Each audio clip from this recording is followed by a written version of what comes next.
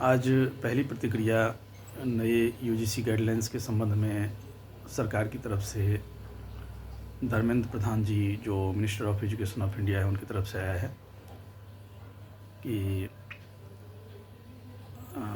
किसी को परेशानी इस कानून से नहीं होगी, किसी को इससे ज़्यादा फ़ायदे नहीं लिया जाएगा, किसी का हक नहीं मारा जाएगा।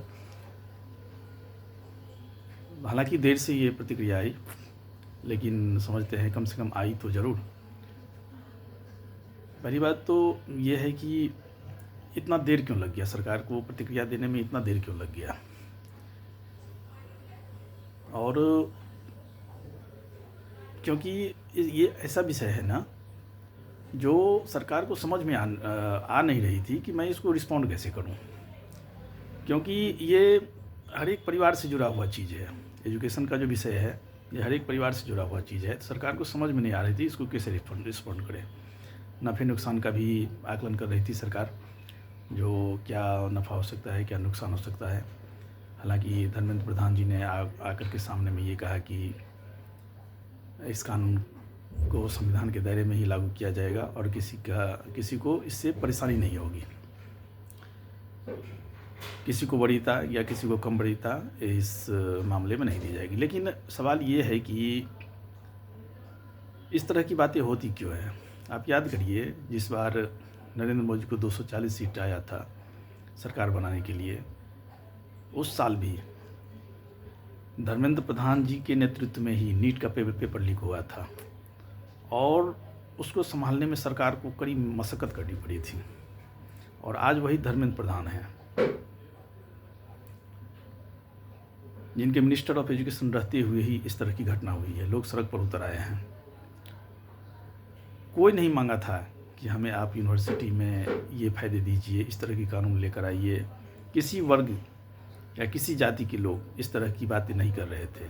लेकिन सरकार है, सरकार आ गई अपने मुँह मियाँ मिट्ठू और अपने हिसाब से बोली कि मैं ये करूँगा, मैं आपको ये फ़ायदे दूँगा, मैं आपको ये फ़ायदे दूँगा। और सही चीज़ को आकलन नहीं कर पाई। जो एक्यूरेटली एक आकलन होता है ना, वो चीज़ नहीं कर पाई सरकार ने और किरकिरी हो गई सरकार की। आप देखिए, एकदम मोदी सरकार ना बैकफुट पे आ गई है। इस कानून को लेकर के, इस गाइडलाइंस को लेकर के मोदी सरकार बैकफुट पे आ गई है। मेरा कहना ये है कि सभी लोग सभी काम नहीं कर सकते। हो सकते हैं कि धर्मेंद्र प्रधान जी बहुत ही अच्छे काम करते हो, मिनिस्ट्री में रहते हुए बहुत अच्छे काम करते हो, लेकिन जो इनका ट्रैक रिकॉर्ड रहा है उसके हिसाब से ये चीज़ को संभाल नहीं पाते हैं। और जब चीज़ बिगड़ जाती है तो पूरी गवर्नमेंट को इसमें लगनी पड़ती है। लोगों के मन में डर पैदा हो जाता है, लोग विश्वास करना छोड़ देते हैं। मोदी सरकार कितनी बढ़िया से चल रही है, कितनी बढ़िया से सरकार चल रही है, उसकी लोगों में कितना विश्वास है। बहुत सारा काम उसने ऐसा करा है जिस पर आप उंगली नहीं उठा सकते हैं। लेकिन फिर भी कुछ चीज़ें ऐसी निकल के आ जाती है, कुछ ऑफिसर्स ऐसी चीज़ कर जाते हैं, कुछ ब्यूरोक्रेट्स ऐसी चीज़ कर जाते हैं जो कि सरकार को किरकिरी झेलनी पड़ती है और गाहे बगाहे इसकी कीमत भी चुकानी पड़ती है सरकार को। तो मिनिस्टर ऑफ एजुकेशन अभी धर्मेंद्र प्रधान जी हैं और वो चीज़ को नहीं संभाल पाते हैं। तो सरकार क्यों नहीं सोचती है कि किसी कैपेबल पर्सन को इस जगह पे बिठाया जाए। आप एक देखिए, जो व्यक्ति प्रशासन संभाल सकता है वो व्यक्ति इंजीनियरिंग का काम नहीं संभाल सकता है, वो अकाउंट्स का काम नहीं संभाल सकता, वो फाइनेंस का काम नहीं संभाल सकता है।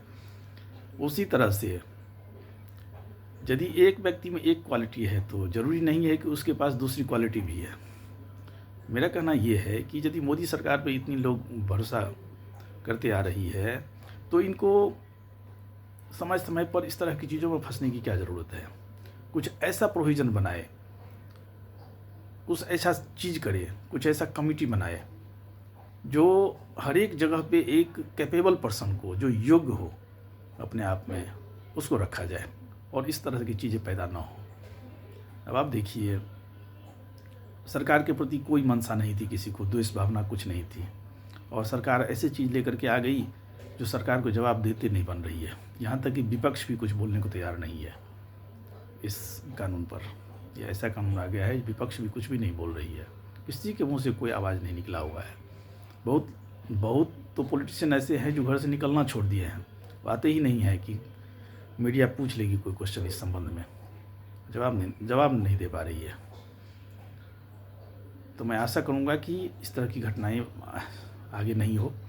सरकार द्वारा दी गई प्रतिक्रिया स्वागत योग्य है और मैं चाहूँगा कि इस मामले को जल्दी से जल्दी सुलझा लिया जाए